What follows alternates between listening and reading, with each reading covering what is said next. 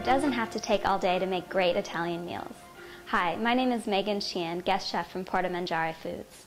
Porta Mangiare means a doorway to good eating. What we have here are 4 mixes for our meatballs, which we are doing today. They come in traditional, spicy, turkey, and gluten-free. All right, so in these mixes, the base is breadcrumbs, as you'd find in most meatball recipes. But the thing about this breadcrumb mix that's so distinctive is that it's made from artisan bread. And it's not just, stale breadcrumbs that have been dried and commercially ground. These are just for us, and they're wonderful. Also, in our package, you want to make sure to note that there's special instructions and variations inside, so you don't want to miss these.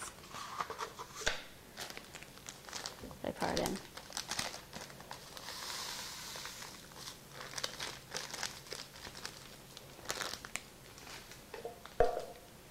So we're going to take our block of Romano and just dice it into little cubes.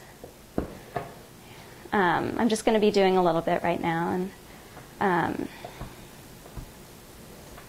just like that, roughly chop it. And then you can take it over to your food processor, which is fitted with a steel blade attachment. Drop it in. And then pulse it for just about a little while.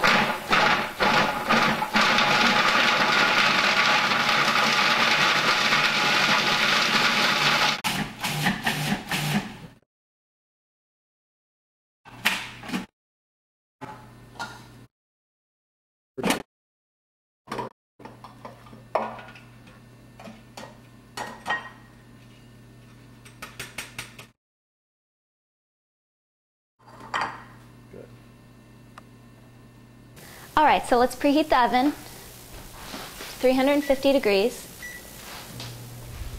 And now we're going to make the panade, which is the breadcrumbs soaked with our egg and milk. We'll make a little well in the middle. Add in our milk, our eggs.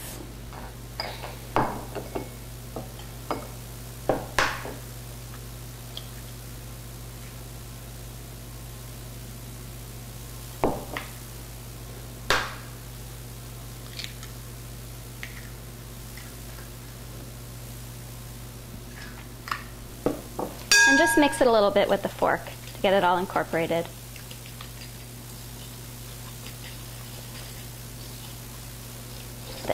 The eggs scrambled a little bit in there.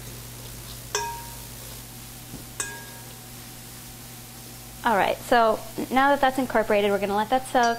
And in the meantime, I'm going to mix our meats. And I spoke a little bit before about the importance of the meat. Fat content, and what's important is that it be about 80 to 20.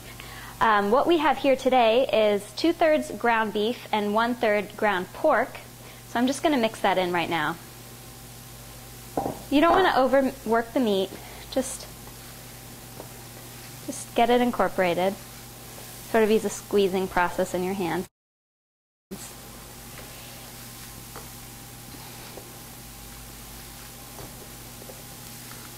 All right, now we're going to put it in the meat.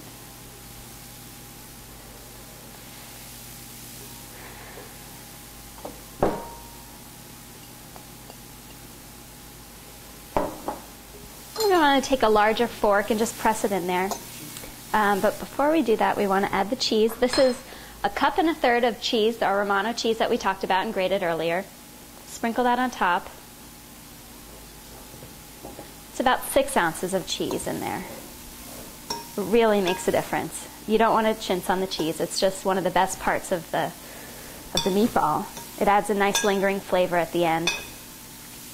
Okay, and then when you get to a point where you feel like the fork isn't doing anything, back with the clean hands and just squeeze it in there. Really get all of the mix and the cheese incorporated with the meat.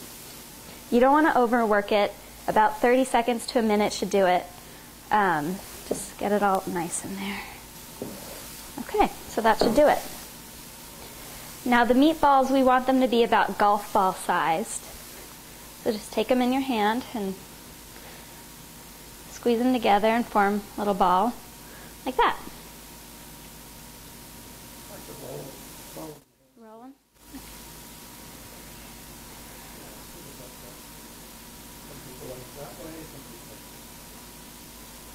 There we go.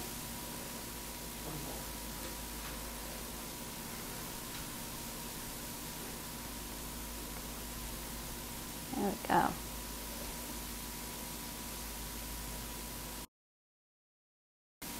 So now that we have our meatballs, I'm going to show you two techniques for cooking them. You have the quick and easy way in the oven, and then the more traditional way where we brown them on the stove and then cook them in the sauce.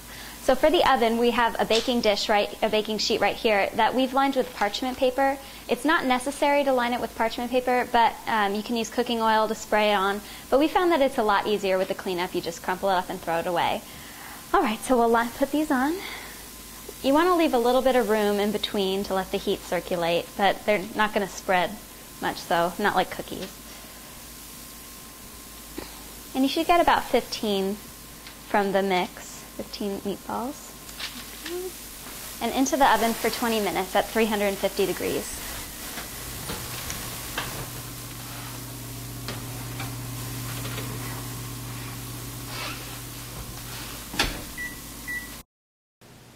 So now I'm going to show you the more traditional cooking method for the meatballs, which is browning them and then cooking them in the sauce.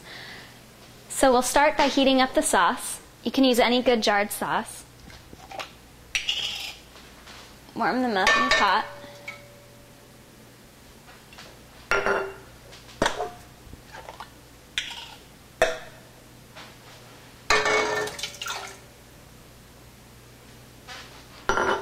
And then in a non-stick pan, you're going to want to coat it with 2 tablespoons of olive oil. Just circle it around.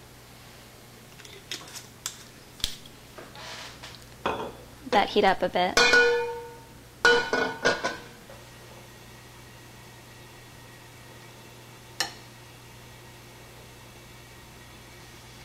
Your batches you want to do about 6 or 7 at a time, not to overcrowd them.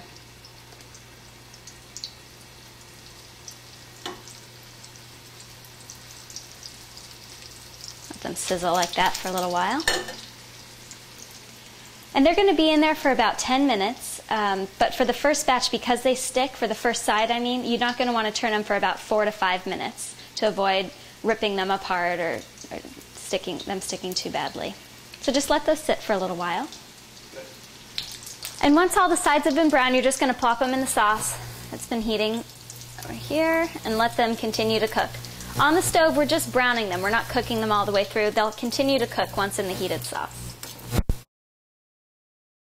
They'll be in there for about 20 minutes. And remember to stir them gently. You don't want to break them apart.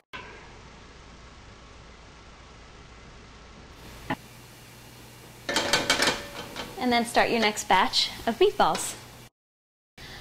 Alright, so we're all finished. Our meatballs have been cooking in the sauce for about 20 minutes and we're ready to plate our meal. Now even if you baked your meatballs, it's a good idea to put them in the sauce for a few minutes so they soak up that great moisture and flavor of the sauce. And you can use any pasta you like. Here we're using a spaghetti. You can use a penne or any type of pasta. Top them with some meatballs. A little extra sauce.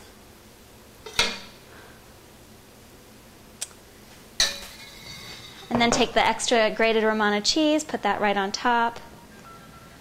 Maybe a sprig of basil. And there you go, buon appetito. This is Megan Sheehan with Porta Mangiare Foods. Thanks for watching.